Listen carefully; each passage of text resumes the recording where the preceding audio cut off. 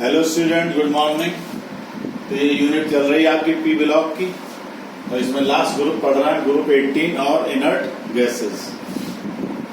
Occurrence माने कोई चीज किस तरह से नेचर में पाई जाती है। तो except radon chief source of inert gases is air. तो मेन सोर्स इसका एयर है। एयर में 1% इनर्ट गैसेज होती हैं, और उसमें भी जो मेन है वो सबसे ज्यादा आर्गन होती है। आर्गन अकेला 0.94% होती है। डिस्कवरी ऑफ, इसके बाद हीलियम, सबसे पहले आर्गन की ही डिस्कवरी हुई थी, और हीलियम की जो डिस्कवरी थी was done from atmosphere of sun. Sun के एटमॉस्फेयर का क्रोमोस्फीयर का स्पेक्ट्रम लिया गया, उसमें पता चला कि एक नई गैस है, और उस गैस का नाम जो है वो आर्गन रखा गया।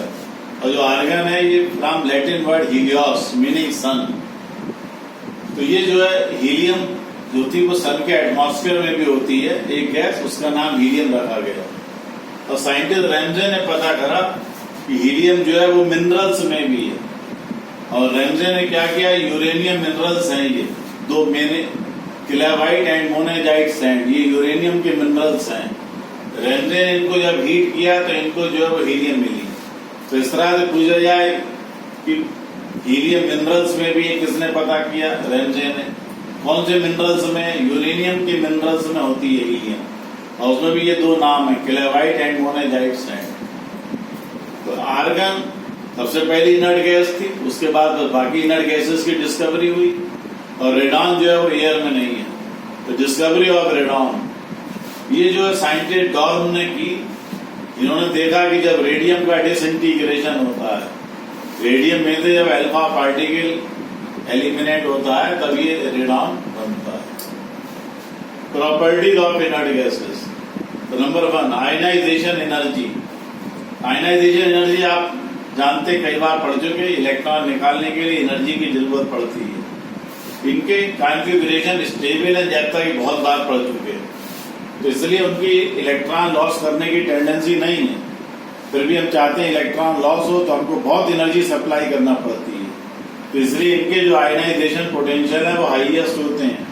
और सारे एलिमेंट में हीलियम का जो है, हीलियम का जो आयनाइजेशन पोटेंशियल है वो हाईएस्ट होता है हीलियम का। Second property, electron gain enthalpy क्या होती है। किसी न्यूट्रल एटम में इलेक्ट्रॉन आप ऐड करिए, एनर्जी रिलीज होती है, उसे इलेक्ट्रॉन गेन एंथैल्पी। क्योंकि ये स्टेबल कॉन्फ़िगरेशन है इसलिए इसमें इलेक्ट्रॉन ऐड होता नहीं है, बहुत ही मुश्किल से। हम चाहे इलेक्ट्रॉन ऐड हो तो हमें एनर्जी उल्टा मिलने के बजाय उल्टा एनर्जी सप्लाई करना पड़ती है, तब इसमें जो है इलेक्ट्रॉन ऐड होता है। तो इनकी जो इलेक्ट्रॉन गेन एंथैल्पीज हैं, तो instead of releasing energy we have to supply some energy to add electron and delta E is positive। Liquefaction, इनका क्रिटिकल टेम्परेचर इनर्ट गैसेस का बहुत लो है। क्रिटिकल टेम्परेचर का मतलब है कि उसके ऊपर गैस लिक्विड कभी भी नहीं बनेगी, वहां तक हमको ठंडा करना पड़ता है। तो क्रिटिकल टेम्परेचर बहुत लो का मतलब है हमको बहुत ठंडा करना पड़ेगा गैस को लिक्विड बनाने के लिए, माने मुश्किल काम। तो hence it is very difficult to liquefy inert gases. Melting point and boiling point, इनके जो मॉलिक्यूल्स हैं आप पढ़ जोगे सिर्फ मोनो एटॉमिक होते हैं ये, और इनके एटम्स जो है सिर्फ week van der Waals force से जुड़े होते हैं और कोई बॉन्ड नहीं होता। तो इस कारण से इनके जो मेल्टिंग पॉइंट बॉइलिंग पॉइंट है वो बहुत कम है। जैसा कि अभी ग्रुप 17 में ही बताया, एक ग्रुप में ऊपर से नीचे आई है, जब साइज इंक्रीज होता है तो van der Waals force increase होते हैं, और van der Waals force increase होने से melting point boiling point increase होता है। So hence on moving down a group, their melting point and boiling point increase. Compounds of inert gases. Inert gases के कुछ compounds में मालूम है, बहुत कम inert है ये, compound ज्यादा नहीं है, लेकिन कुछ compounds मालूम है। और सारे inert gases में जो जिनॉन है वो सबसे ज्यादा रिएक्टिव है। पूछा जाए कौन सी inert गैस सबसे ज्यादा रिएक्टिव, जिनॉन। जिनॉन के सबसे ज्यादा हमको जो compound मालूम है वो फ्लोराइड्स हैं। जिनान जो है directly combines with fluorine and fluorides are form. ये जो फ्लोराइड्स हैं ये सबसे पहले साइंटिस्ट हुए बार्टलेट एंड लोहोमैन। ये बार्टलेट एंड लोहोमैन ने बनाए थे। सबसे पहला कंपाउंड इनर्ट गैस का ये है, ज़ेनॉन प्लेटिनम फ्लोराइड। XCPTF6 पूछा जाए कौन सा कंपाउंड सबसे पहले बना इनर्ट गैस का, तो ये XCPTF6। और ये सबसे पहले किसने बनाया? ये साइंटिस्ट हुए बार्टलेट, इन्होंने बनाया था। ये जो फ्लोराइड्स हैं ये डायरेक्टली रिएक्ट कर जाते हैं हाइड्रोजन से और वाटर से। हाइड्रोजन से रिएक्ट करके हाइड्रोजन फ्लोराइड बन जाती है और जिनॉन इनर्ट गैस बन जाती है, जैसे जिनॉन डाइफ्लोराइड हाइड्रोजन से जिनॉन प्लस 2HF, XeF4 इसी तरह Xe प्लस 4HF। ये जो जिनॉन फ्लोराइड्स हैं ये वाटर से भी रिएक्ट करते हैं और वाटर से रिएक्ट करके जिनॉन का ऑक्साइड और जिनॉन ऑक्सी फ्लोराइड बन जाते हैं, जैसे जिनॉन हेक्साफ्लोराइड है XeF6, ये वाटर से रिएक्ट करके XeO4 जिनॉन ऑक्सी फ्लोराइड और 2HF। इसी तरह ये वाटर से रिएक्ट करके XeO3 जिनॉन ट्राई ऑक्साइड।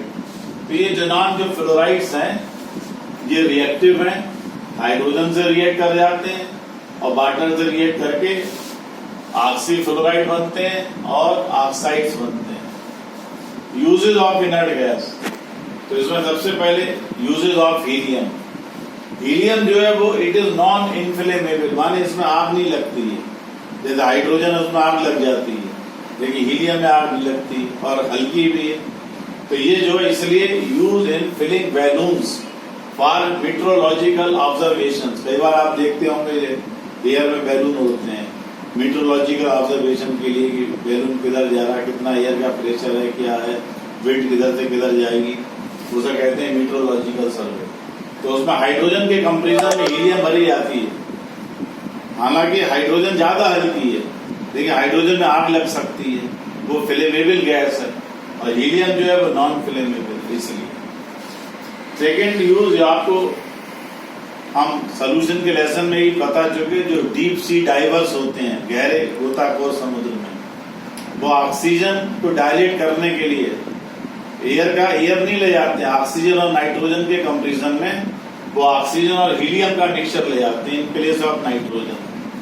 तो पूछा जाए क्यों, तो जब प्रेशर बढ़ता है, डीप सी डाइवर नीचे जाते हैं जब, तो प्रेशर बढ़ने पे नाइट्रोजन जो है वो ब्लड में सॉल्युबल है और ब्लड के कैपिलरीज में जो है वो डिजॉल्व हो जाती है, फिर जब ऊपर आता है डीप सी डाइवर तो फिर बाहर निकलती है नाइट्रोजन, उससे सब पेनफुल क्रिएट हो जाती है पोजीशन।